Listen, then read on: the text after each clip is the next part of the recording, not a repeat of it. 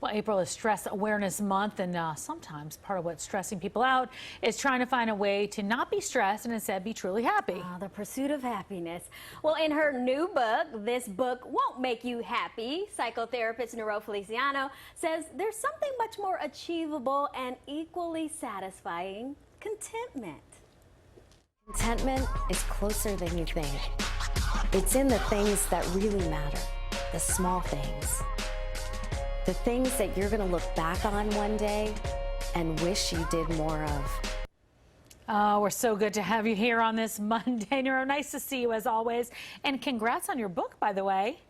Oh, thank you so much, and great to see you as usual. Yeah, so we know this comes out tomorrow. If anybody is interested, and I suggest you be interested because it's a really good book, and it's so important because there are a lot of people out there that are not happy but constantly trying to achieve whatever that means, right? That's right. And so much of our cultural definition of happiness has to do with achievement and acquisition. And we gain our sense of self-worth in those areas. And oftentimes there's no end point, and some of those factors are out of control.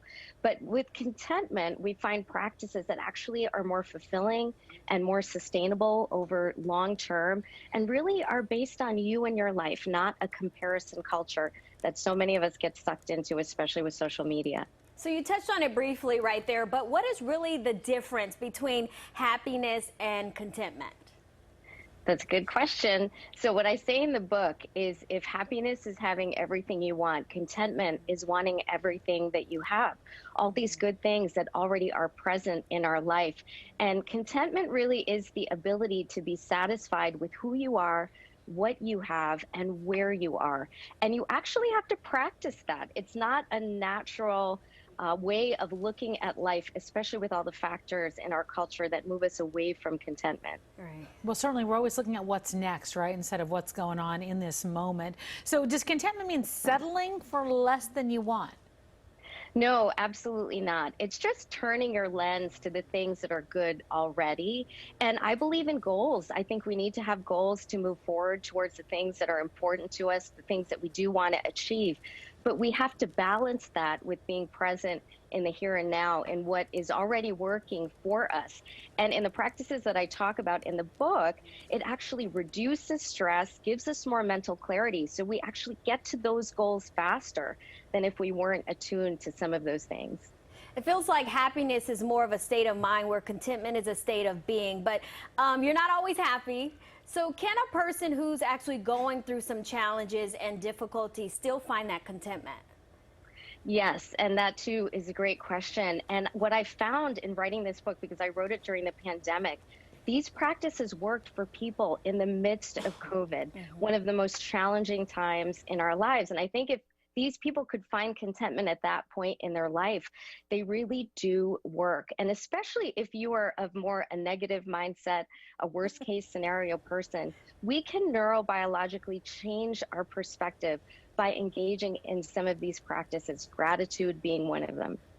So you said it takes practice, it just doesn't come naturally. What are some of the practices that can make us feel more content? You know, they're not going to sound revolutionary. We know these things. We just don't recognize the power in them to change the way we think and how we see the world. Gratitude is one of them. Self-compassion, connection is really important. Living in the present, really prioritizing the things that are important in our life. And for many people, connecting with something bigger than yourself. And I give ways in the book where anybody can incorporate this in a very busy life, because I know that time is an issue for most people, and they're very doable practices if we take one small step at a time. All right. So what do you really want readers and people to walk away with from your book? I want them to know that at the end of our life, when we look back on our life, it is the small things that are going to bring the most meaning. Those big moments and events, yes, we're going to look back on them. They're going to be once in a while, but really it's how we connected to the people we loved, how we spent our time day to day, and did we pay attention to those things that were important? That is going to add up to a meaningful and full life at the end of it. And we can do that by practicing those things that foster contentment. I feel better already. Right? We need a Monday meeting with you to make us feel content for the week. Anytime. Let me ask you Anytime. something. Where can people connect with you or hear you speak? Because I know you do a lot of that, and I think there's a lot of people that probably want to hear what you have to say. Oh, thank you. Definitely on Instagram, Niro Feliciano. On my website, nirofeliciano.com. And I have an event in Ridgeville, my book launch event in Ridgeville, Connecticut at the Playhouse here, which is great. Great. And there are going to be a lot of people who will make you happy, comedian, former American Idol, amazing hip hop dance team that are going to join me. And we're only about an hour outside of New York City. And the details are on my website. Great, All great. right. Well, Niro, thank you so much for joining us. You can get her book, This Book Won't Make You Happy, starting tomorrow. Hot off the presses. We already got our copy. Now we got to just read it. Yes.